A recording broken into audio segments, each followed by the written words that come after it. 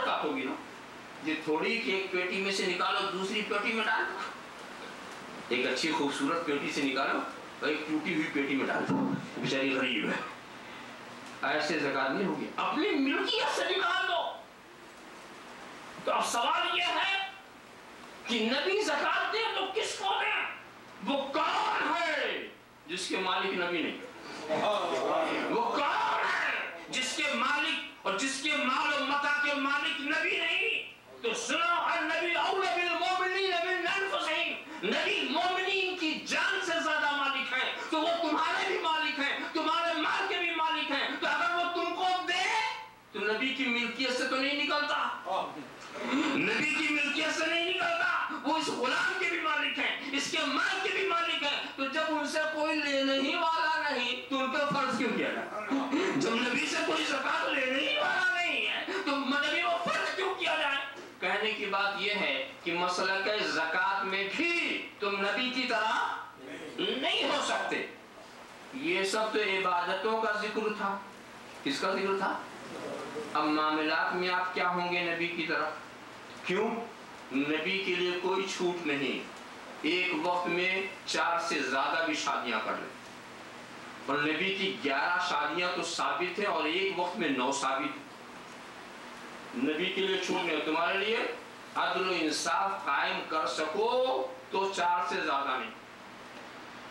پابندی ہے نا, نبی پر کوئی پابندی نہیں. تو کیا شادی کے معاملے میں آپ نبی کی نقل کر سکتے ہیں؟ چلو اور آگے بڑھو. نبی کی وراثت نبی کے بعد بٹنے والی نہیں, بٹنے والی نہیں, اور تمہاری وراثت بٹے گی. نبی چھوڑ جائے تو ان کی وراثت نہیں بڑھتی, کوئی وارث نہیں ہوتا.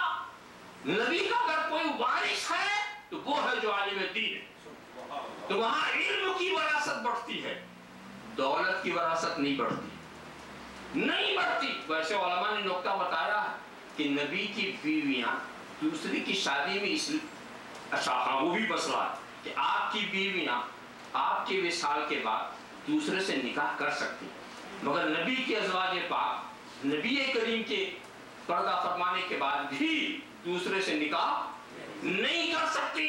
تو معلوم ہوا کہ اس میں بھی آپ نبی کی طرح نہیں کر سکتی. اور اس میں نقطہ یہ ہے کہ جو مرتا ہے اس کی بیویاں دوسرے کے نکاح میں جاتے ہیں, اور جو زندہ ہے زندے کی نہ بیوی دوسرے کی نکاح میں جا سکتی ہے, نہ اس کی وراثت بڑھ سکتی ہے, نہ اس کی وراثت بڑھ سکتی ہے. اور نبی جانے کے بعد بھی اسی جسمانی زندگی کے ساتھ زندہ ہے, اسی جسمانی زندگی کے ساتھ جب زندہ ہے تو ان کے ازواج مطہرات جو ہیں نہ ان کی شادی دوسرے سے ہو سکتی ہے, نہ وراثت بڑھ سکتی ہے. اب اس مسئلے میں بھی آپ کہیں یہ نہ سوچیں ابھی یہ کیسے کہہ دیا, زندہ ہے, میں آپ ہی سے فیصلہ کراؤں گا. جب آدمی کی روح نکالی جاتی ہے نا تو کہاں رکھی جائے گی؟ عالم برزخ. اور برزخ میں کہاں رکھی جائے گی؟ روح کا جو مقام ہوگا اس کے مناسب کوئی جگہ, کوئی اعلی دین پر ہوگا, کوئی اسفل السافلین, جیسی روح ہوگی. تو مگر یہ ہے کہ اس کے شان کے لائق ہونا, تو وہ جگہ کا یہ تو بالکل سیدھی بات, روح جیسی اس کے شان کے لائق جگہ ہونی چاہیے. اب میں آپ سے پوچھتا ہوں کہ جب نبی کی روح نکالی گئی تو عالم برزخ میں نبی کے شان کے لائق جگہ کون ہے؟ جنت میں تو نبی کے غلام رہیں گے. سب سے اونچی جگہ عرش, وہاں تو نبی کا قدم پہنچا.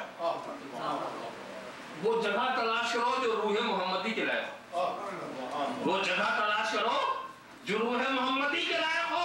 تو خالق کائنات میں روح محمدی کے لائق صرف جسم محمدی ہو رہا ہے, روح محمدی کے لائق صرف جسم محمدی ہو رہا ہے. تو خدا کا یہ حکم کیا ہے, فرشتوں جس جسم سے نکالا تھا وہی پہنچا دو, اس روح کے لائق اس سے بہتر کوئی جگہ نہیں ہے. اللہم صلی علی سیدنا مولانا محمد وعلی سیدنا مولانا محمد کما تحب و ترضی بان تصلی علیہ. سمجھ بات آ گئی؟ کہ تم معاملات میں بھی رسول کی طرح نہیں. اب چلیے جناب، اب سوچو ایک بات بتاؤ، جب عبادات میں رسول کی طرح نہیں، یہاں تک کہ کلمہ پڑھنے میں رسول کی طرح نہیں، معاملات میں بھی رسول کی طرح نہیں، تو معجزات میں کیا ہوں گے؟ کمالات میں کیا ہوں گے؟ جب نبی معراج کے لیے جا رہے ہوں گے تو کیا پیچھے دوڑو گے؟ جب نبی کنکریوں سے کلمہ پڑھا رہے ہوں گے تو آپ کس سے کلمہ پڑھائیں گے؟ جب نبی چاند کے ٹکڑے کر رہے ہوں گے، جب نبی سورج کو پلٹا رہے ہوں گے، جب نبی جانوروں سے سجدہ کرا رہے ہوں گے، جب نبی درختوں سے اطاعت کرا رہے ہوں گے، تو معجزات اور کمالات میں آپ کیسے ہو سکتے ہیں؟ نبی کے ساتھ کیسے ہو سکتے ہیں؟ یہاں سے وہاں تک دیکھو، غیر نبی کی طرح نہیں ہو سکتا. میں اس لیے اتنی وضاحت کر رہا ہوں تاکہ اگر کوئی یہ کہے کہ ہم نبی کی طرح ہیں تو پوچھنا کس بات میں نبی کی طرح، کس بات میں تم نبی کی طرح ہو؟ ذرا نبی والا کلمہ پڑھ کے سنا دو، نبی نماز پڑھ کے دکھا دو. یہ نہایت ہی بدتمیزی کی بات ہے. غیر نبی کی طرح نہیں ہو سکتا. میں آپ کو بتا دوں، نبی اور غیر نبی کا ایک موٹا سا فرق بتا دوں. دیکھو، ہو سکتا ہے کہ کوئی یہ کہے، میں آپ سے پوچھوں کہ نبی اور غیر نبی میں کیا فرق؟ آپ کہیں نبی گویا بادشاہ اور غیر نبی اس کی رعایا. یعنی یہ بھی ایک بہرحال آپ کی سوچ. یہ یوں کہیں کہ نبی کمانڈر ان چیف ہے، غیر نبی اس کے مقابلے میں سپاہی ہے. یہ یوں کہہ سکتے ہیں کہ نبی عالم ہے، غیر نبی اس کے مقابلے میں جاہل ہے. اس طرح کا فرق آپ بتا سکتے ہیں، مگر یہ فرق غلط ہے.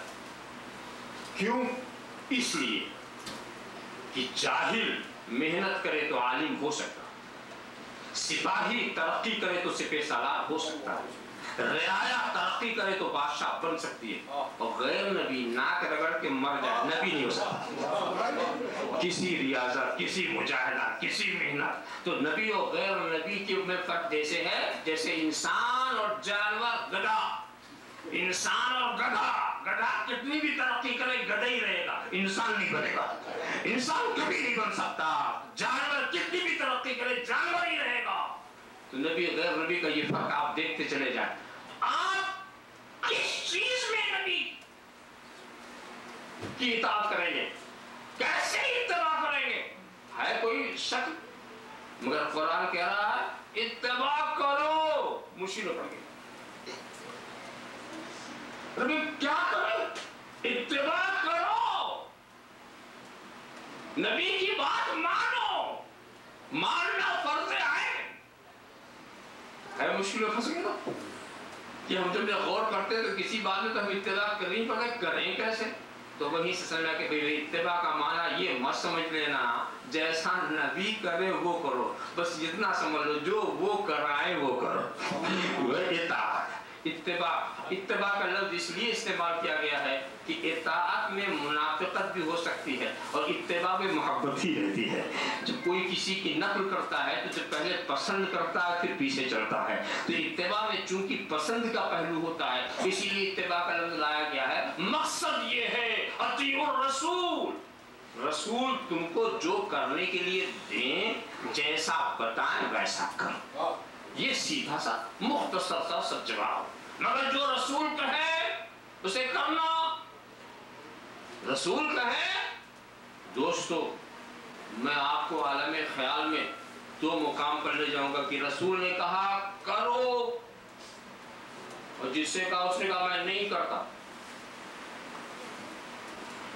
آپ بھی حیران ہو کہ وہ کون تھا کہ رسول نے کہا کرو، وہ کہا نہیں کرتا، نہیں کرتا. اس میں ایک ہے صدیق اکبر اور ایک ہے علی مرتضی. واقعہ نگاری نہیں کروں گا اور آپ مطمئن رہیں کہ میرے سامنے گھڑی مگر اس ڈھنگ سے رکھی ہوئی ہے کہ اس پر ٹیوب لائٹ کی روشنی پڑتی ہے، مجھے وقت دکھائی نہیں دے رہا.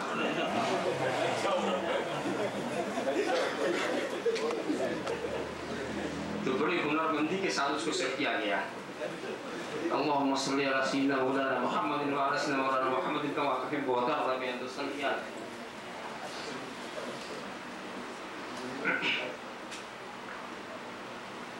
بات چل رہی تھی، ایک ہے صدیق اکبر اور ایک ہے علی مرتضی. رسول کہتے ہیں کرو کہ نہیں کرو.